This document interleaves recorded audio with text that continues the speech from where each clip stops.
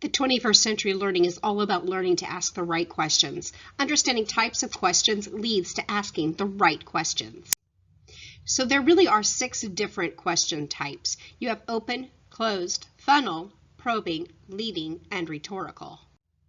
Open questions allow the responses to have a longer reply, more than just that one-word response. And because of this open-ended possibility, you're going to get more information, critical thinking, and even creativity are employed in the response. So here's an example of a closed question. Can I go with you? And obviously that answer is probably going to be more yes or no. Whereas the open-ended question might be more like, why can't I come with you? A closed-ended question encourages more of those short, general one-word answers. Remember, can I go with you? Yes or no? And usually that answer is going to be a right or wrong answer or a right or wrong response. And these closed questions really do have a point. They can be easier to ask and they're easier to answer because they have limited responses. They're also easier to grade, like a multiple choice kind of question. And this type of question is really valuable if you want to increase participation or to be used in some kind of research situation.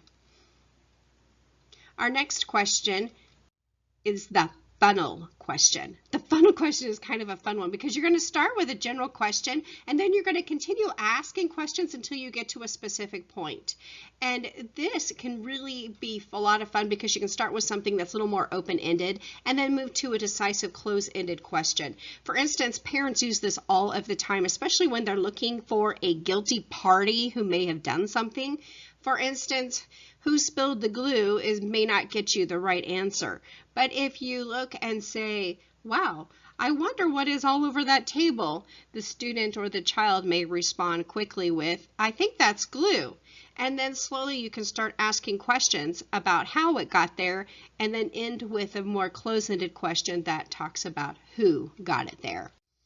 A probing question really is going to provide more details. And the most common probing question is going to be more like asking for an example. Like, how did you know the report didn't get submitted on time? Those are giving more information and more details that you're really driving to understand.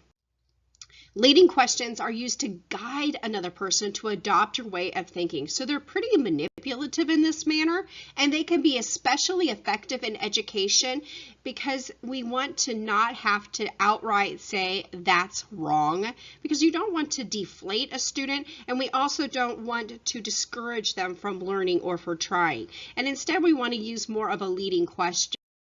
There are 4 ways that this can be accomplished to create leading questions. The first one might be giving a choice between 2 options. I often will use this with my own children as they were growing. Would you prefer to empty or fill the dishwasher?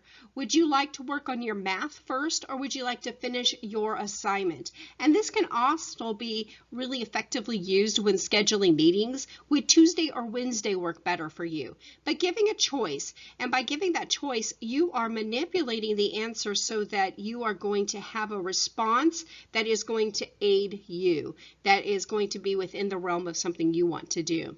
You also want to use an appeal, and this is always added or used by adding a qualifier at the end of the sentence, like, isn't it? That's great work, isn't it? So-and-so's creative, aren't they?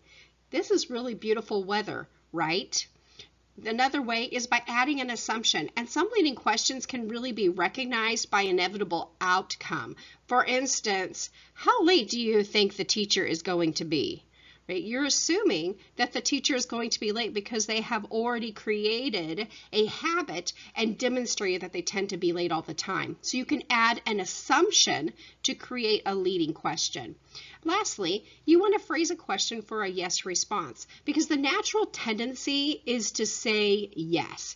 And when you have this information, you can then direct a question in order to get the response that you want. For instance, Tuesday would be best, right? Our last type of question is called the rhetorical question, and it's really not a question at all, is it? These are very familiar, and they're more like statements, and they don't require any kind of response at all. Generally, the rhetorical question, though, has a great purpose because it's going to engage listeners. For instance, isn't the sky really blue today? These are type of questions that will really help to pull a listener or a student back into a conversation. When we look at these 6 different question types, remember it always spoke on the kind of answer that you want. If you just want a direct answer, then maybe you want that closed question. But the most important thing is to remember what you want as a response before you ask the question.